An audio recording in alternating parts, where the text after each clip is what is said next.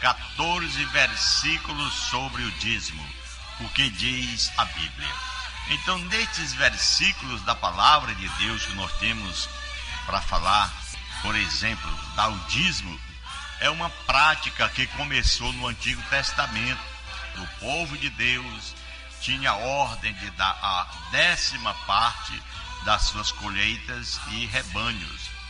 No entanto, no Novo Testamento não há nenhuma lei ou recomendação que obrigue a dar a 10ª parte do seu rendimento. Pessoas dão mais, menos ou não dão.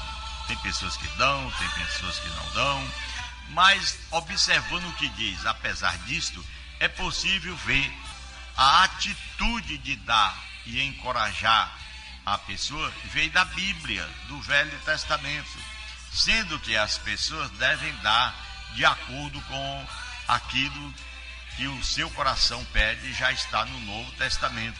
Não o dízimo, mas a oferta. Mas falando sobre a questão do dízimo na Bíblia, está escrito, primeiro versículo, em Gênesis 14, versículo 20, e bendito seja o Deus Altíssimo que entregou seus inimigos em tuas mãos. E Abraão deu o dízimo de tudo. Abraão veio de uma guerra militar, de uma luta, onde havia matado muita gente por livramento do seu primo, e assim, meu irmão, um irmão não é brincadeira, não é isso? A gente luta por ele. Abraão foi lutar pelo seu parente, e ali matou muita gente, e tomou seus pertences, e deu o dízimo. Então, essa prática não pode se nem pensar hoje, no tempo da graça. Nós sabemos que a palavra de Deus nos diz que nós temos que nos preservar nos mandamentos de Deus, que ele resumiu em 2: amar a Deus sobre todas as coisas e o próximo como a si mesmo. Então, quando nós amamos o próximo como a nós mesmos, é claro que nós não vamos, em hipótese alguma, em momento nenhum, estar dando dízimo e nem também pagando para matar alguém ou matando, tirando a vida de alguém. Não podemos dar essa ênfase a essa situação. Por isso, todos os dízimos da terra, seja de cereais, das frutas, pertence ao Senhor. Está escrito lá em Levítico 27, 30 a 32. Pertence ao Senhor, são consagrados ao Senhor. Se um homem desejar resgatar parte do seu dízimo, terá que acrescentar 1/5 ao seu valor. O dízimo dos seus rebanhos, de 10 animais, passam debaixo da vara do pastor, será consagrado ao Senhor. Isso aqui foi exatamente Levítico 27, 30 a 32, quando Moisés inseriu o dízimo na lei para que todo mundo viesse a devolver o dízimo. Para conectar-se na bênção de Deus, nós observamos aqui, querido rádio ouvinte, aleluia, que ele disse ainda em número 18 e 21, dou aos levitas todos os dízimos em Israel, como retribuição pelo trabalho que fazem ao serviço da tenda de encontro. Os levitas que foram consagrados a sacerdotes, trabalhadores do reino de Deus, como eles não tinham recebido terra para trabalhar, que saíram do Egito, saíram libertos pela mão do Senhor e a mão de Moisés, chegando na terra prometida, então ali devolveram a cada um uma parte da terra para trabalhar. No entanto, os levitas não receberam. Com isso, diz a palavra, em retribuição pelo seu trabalho, teriam que trazer aquelas outras tribos, as 11, que eram 12, e esses 12 representavam os 12 filhos de Jacó. Então eles serviam ao Senhor com os seus dízimos, trazendo ali na tenda do encontro. Ali estavam o povo a contribuir. Eles separavam o dízimo de tudo o que era da terra, o que produzia naturalmente. Versículo 22, em Deuteronômio 14, está escrito que eles devolviam de tudo que produziam. Vamos dizer assim, você tem uma propriedade, arrendou a propriedade, no final da história, da plantação, você colheu, em toda colheita, você paga aquela quantia pelo arrendamento da terra. Então, na mesma forma aconteceu, tipo uma figura, como eles não receberam terra, os levitas tinham que receber o dízimo. E o dízimo era doado como bênção, porque era uma prosperidade que Deus abençoava quando a pessoa era fiel. Dei e será dado a vocês. Uma boa medida, calcada, sacudida e transbordante será dada a vocês. Pois a medida que usarem também será usada para medir vocês. Então essa era a bênção. Aqui está no Novo Testamento, Jesus falando em Lucas 6:38. Não a respeito do dízimo, mas sim à medida que você abre o seu coração para cumprir com os mandamentos de Deus. E naquela época, é claro, era um mandamento de Deus, porque Moisés, ele era um homem de Deus que estava ali estabelecendo leis, escrevendo uma boa parte da Bíblia no Velho Testamento. Ele era o grande legislador de Deus aqui na terra. Então era uma parte que você cumpria, o homem cumpria e era abençoada. Cada um dê conforme determinou em seu coração, disse Paulo, não com pesar ou por obrigação, porque Deus ama quem dá com alegria. Então aqui não está falando de dízimo, conforme 2 Coríntios capítulo 9, versículo 7. Está falando de oferta.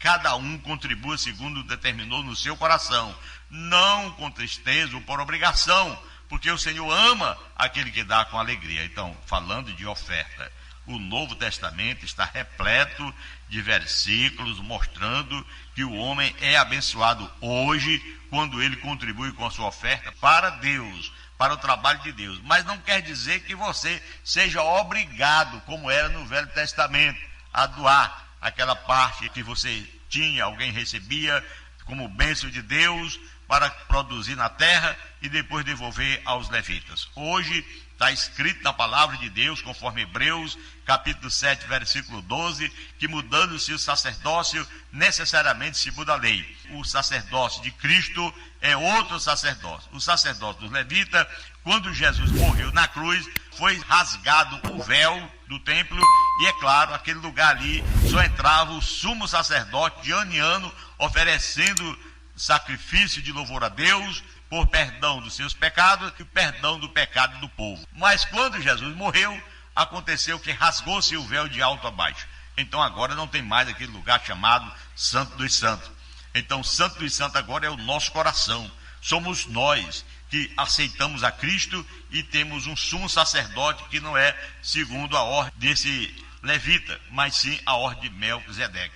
Então, queridos radiovintes, amigos, vocês sabem muito bem que aqueles que trabalham no templo alimentem-se das coisas do templo. É o que está escrito na palavra de Deus em 1 Coríntios capítulo 9, 13 a 14. E que os que servem diante do altar participam do que é oferecido no altar. Da mesma forma, o Senhor ordenou aqueles que pregam o evangelho que vivam do evangelho. Só que o evangelho não prega que nós temos que dar dízimo, temos que dar oferta. É o que está escrito em 1 Coríntios 9, 13 a 14. A nossa oferta que nós doamos no altar de Deus, em primeiro lugar, nós temos que fazer aqui uma observação, que é a nossa presença diante de Deus. A sua presença é a oferta maior, a sua oração, a sua súplica, o seu temor, a sua graça no seu coração, o reconhecimento de Deus como Senhor, isso aí é a sua oferta. Mas falando daquela oferta voluntária, que você abre o seu coração para sustento da casa de Deus, então é também uma bênção que o Senhor determina, conforme está escrito. Não é o caso que era no Velho Testamento, no capítulo 3, versículo 10 de Malaquias, que diz assim: tragam os dízimos todos ao depósito do templo, para que haja alimento em minha casa. Ponham-me à prova, diz o Senhor dos Exércitos, e vejo se eu não vos abrir as janelas do céu e derramar sobre vocês tantas bênçãos que nem terão onde guardá-la. Será que hoje alguém que paga dízimo vive essa graça de Deus?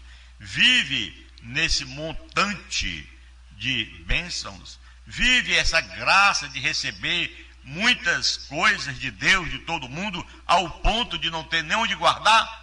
Pelo contrário, o que nós sabemos é que, pelo menos uma boa parte, eles não têm nada na vida.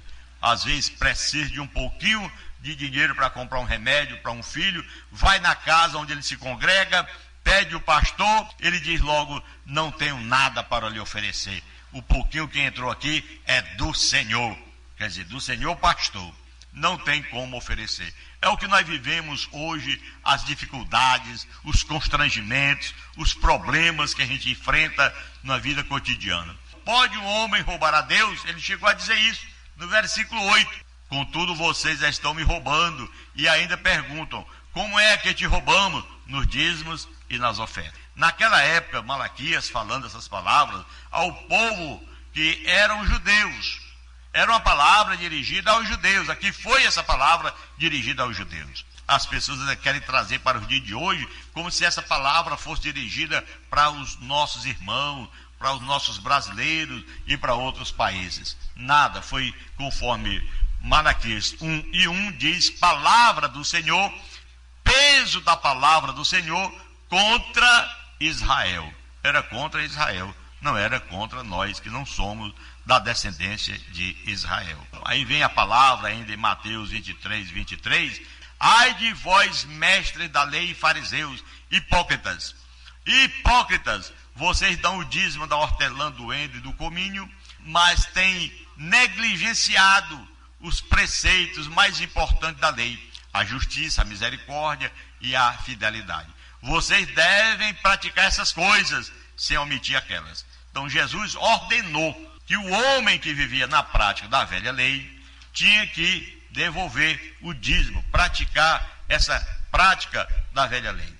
Mas onde está o início da história? Quando ele diz: ai de vós, mestres da lei, fariseus, hipócritas. Jesus estava direcionando essas palavras para os hipócritas, para os fariseus, não para nós. Você já parou para meditar o que quer dizer hipócrita? Hipócrita quer dizer fingido, mentiroso, falso, enganador. Jesus Cristo chama a sua igreja de noiva. Ele chama a sua igreja de pessoas sem pecado, pessoas que foram perdoadas, pessoas que são verdadeiras. Como ele disse: sede vocês justos diante dos homens, para que os homens vejam a justiça de vocês e contemple o nosso Pai Celestial. Assim como é justo aquele que vos chamou, sede vós também justo, ou seja, santo em toda a vossa maneira de viver. Jesus não iria chamar um santo, uma pessoa justificada pelo seu próprio sacrifício, pelo seu sangue, de mentiroso e de hipócrita. Ele jamais dirigiria uma palavra dessa para um santo. Isso aqui foi dirigido para o hipócrita, o mentiroso, um falso. Então não confunda, meu prezado rádio ouvinte amigo. Hipócrita quer dizer mentiroso. Então Jesus diz: ai de vós, mestres da lei, fariseu, hipócrita, que dão o dízimo. Continue dando o dízimo. Não continue negligenciando, não. Faça o que está escrito. Agora, para aquele que é crente, para aquele que é salvo, Jesus não dirigiu essa palavra. Mas tem deles aí, pastores de dentro da igreja, que não conhecendo a palavra, a essência, não discernindo bem o conhecimento que Deus deu, porque está oculto a eles, porque Jesus disse mesmo: graças te dou, ó Pai, Senhor dos céus e da terra, porque o Senhor ocultou essas coisas aos sábios e entendidos e revelaste aos pequeninos. Então está oculto aos ouvidos dele. Está escrito ainda em Provérbios, capítulo 3, versículo 9: honre o Senhor com todos os seus recursos e com os primeiros frutos de todas as suas plantações. Então era assim naquela época. O próprio Salomão chegou a falar em Provérbios 3, versículo 9, que o homem tinha que honrar o Senhor com as primícias, com o seu dízimo, ou quem sabe, levando em conta a palavra de fidelidade a Deus, nós temos que contribuir sim com as primícias, alguma coisa, com as nossas ofertas daquilo que Deus tem nos dado. Só em estarmos vivos, nós devemos muito ao Senhor. Somos eternos devedores do Senhor.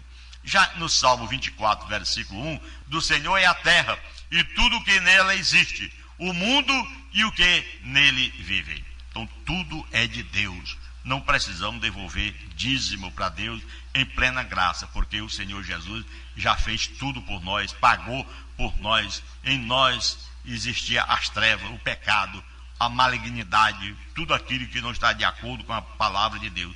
No entanto, Jesus Cristo, nosso Senhor, veio para nos dar vida e vida em abundância. E está escrito no Salmo 96, versículo 8, dizendo: dei ao Senhor a glória devida ao seu nome, e entre nos seus atos trazendo ofertas. Você está ouvindo, meu irmão? Dei ao Senhor a glória, entre nos seus atos trazendo ofertas. Salmo 96, versículo 8. Nada de dízimo. Deus não pede dízimo. Deus pede oferta. O seu coração, o seu entendimento deve estar de acordo com o que está escrito na palavra do Senhor. Dei ao Senhor a glória devida ao seu nome, e entrem nos seus átrios trazendo oferta. Nada de dízimo. Plena graça do Senhor. É o que nós vivemos nesse dia de hoje. Nós não precisamos mais de contribuir com o dízimo, porque o dízimo hoje nós podemos dizer claramente, assim como você, meu irmão, seria uma pessoa maldita em fazer uma arca para se salvar do dilúvio, porque seria uma grande aberração, uma mentira, porque o dilúvio já passou. Então assim também é o dízimo. Você pagar dízimo é a maldição que está na sua vida. Você devolver dízimo quando o Senhor Jesus Cristo já aboliu toda a história do Velho Testamento, lá as leis de Moisés, que essa aí foi inserido, o dízimo foi inserido conforme Levítico 27, 30 e 32, está escrito na palavra do Senhor, na antiga aliança, que Moisés inseriu na lei. Toda a lei de Moisés foi tirada de efeito e nós vivemos hoje uma nova aliança. Porque diz a palavra de Deus em Hebreus capítulo 7, versículo 18 e 19, que a antiga aliança foi abolida por Cristo pela sua fraqueza, pela sua inutilidade. O Senhor Jesus mostra, deixa bem claro que nós temos que estar de acordo com a sua palavra, para que nós tenhamos confiança e tenhamos bênção de Deus em nossas vidas. Para que você seja abençoado, você nesse momento teria que fazer uma leitura na palavra de Deus, ou quem sabe abrir o seu entendimento para ouvir o que nós estamos falando aqui, atentamente o que diz a palavra do Senhor, como diz. Assim, a regra antiga foi anulada, porque era fraca e inútil, pois a lei não podia aperfeiçoar nada, mas agora Deus nos deu uma esperança melhor, por meio da qual chegamos perto dele. Além disso, há o juramento de Deus. Não houve juramento quando os outros se tornaram sacerdotes. Porém, houve juramento quando Jesus Cristo se tornou sacerdote, pois Deus lhe disse, o Senhor jurou e não voltará atrás. Ele disse, você será sacerdote para sempre.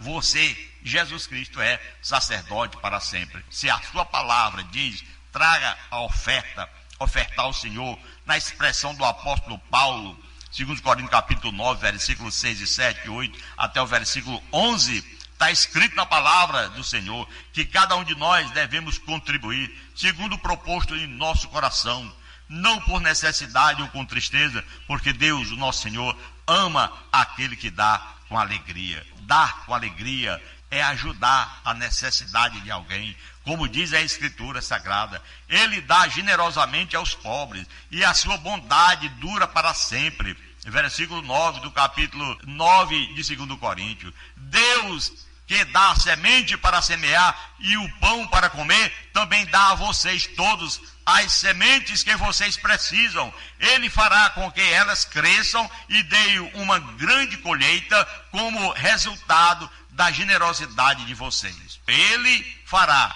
com que vocês sejam sempre ricos, para que possam dar com generosidade, e assim muitos agradecerão a Deus a oferta que vocês estão mandando por meio de nós, disse Paulo. Fazem não somente ajuda ao povo de Deus, que está necessitado, mas também faz com que eles façam muitas orações de gratidão a Deus. Eles darão glória a Deus, pois esse serviço que vocês estão prestando mostra a eles como vocês são dedicados ao Evangelho de Cristo, que vocês aceitaram e seguem, e eles também darão glória a Deus pela oferta, glória a Deus, generosa, que vocês estão dando a eles e a todos os outros. Eles orarão com muito carinho por vocês, por causa do imenso amor que Deus tem mostrado a vocês. Agradeçamos a Deus, meus irmãos, o presente que Ele tem nos dado, um presente de palavras, que palavra não pode descrever, é o que o apóstolo Paulo disse em 2 Coríntios capítulo 9, até o versículo 15, até o final. Mostrando que nós temos que contribuir com a nossa oferta, nada de dízimo, nada de andar metendo a mão no bolso das pessoas. A oferta é voluntária, é segundo propôs no coração, não com tristeza e nem por necessidade, mas com alegria, é o que está escrito na palavra do Senhor. Querido Deus e Pai que está no céu, te agradeço em nome de Jesus por esse momento, estar aqui a falar a palavra do Senhor. Que o Senhor abençoe a todos aqueles que estão nos ouvindo, em o nome de Jesus, Pai, nós suplicamos, em o nome de Jesus, Pai querido, nós te agradecemos, desde agora e para sempre.